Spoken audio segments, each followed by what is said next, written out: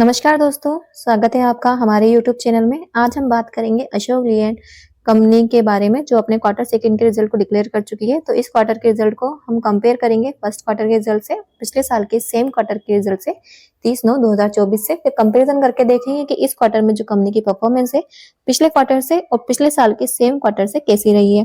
तो सबसे पहले हम देखेंगे टोटल इनकम को, जो है इस क्वार्टर में 12,711 की, पिछले क्वार्टर में थी 11,800 की, यानी कि पिछले क्वार्टर से इस क्वार्टर में जो कंपनी की परफॉर्मेंस है वो इंक्रीज में रही है। और पिछले साल थी 11,261 की और इस बार है 12,701 की 11 की। तो पिछले साल से इस साल भी जो है कंपनी की परफॉर्मेंस वो भी इंक्रीज में रही है।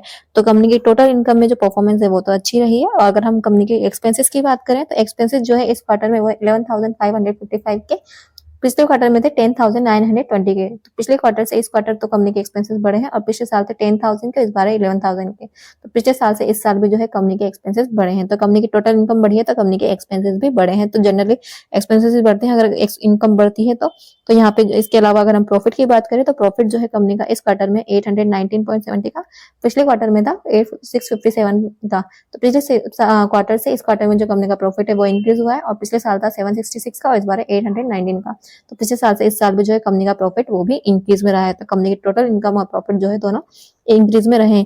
इसके अलावा अगर हम बात करें कंपनी के बेसिक ईपीएस की, तो कंपनी का जो ईपीएस है इस क्वार्टर में है 1.29 का, पिछले साल था 1.20 का था। यानी पिछले साल से इस साल जो कंपनी का ईपीएस इंक्रीज रहा है और पिछले क्वार्टर में था 1.04 का और इस बार है 1.29 का। तो पिछले क्वार्टर से इस क्वार्टर भी जो है कंपनी का ईपीएस वो भी इंक्रीज में रहा है।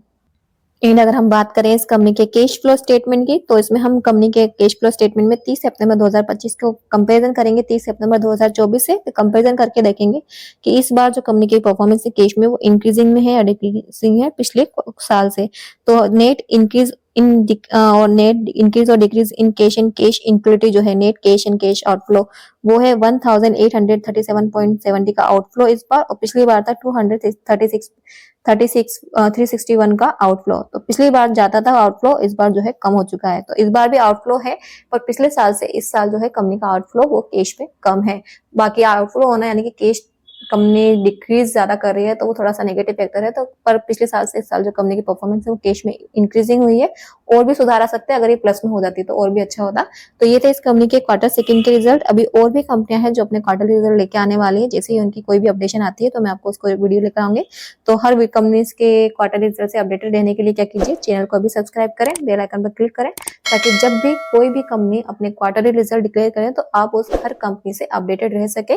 और अगर आपने अभी तक चैनल को सब्सक्राइब नहीं किया है तो चैनल को सब्सक्राइब कर ले, बेल आइकन पर क्लिक कर ले। और अगर आपको वीडियो अच्छी लगी हो तो इसे लाइक, सब्सक्राइब एंड कमेंट करना मत भूलिएगा।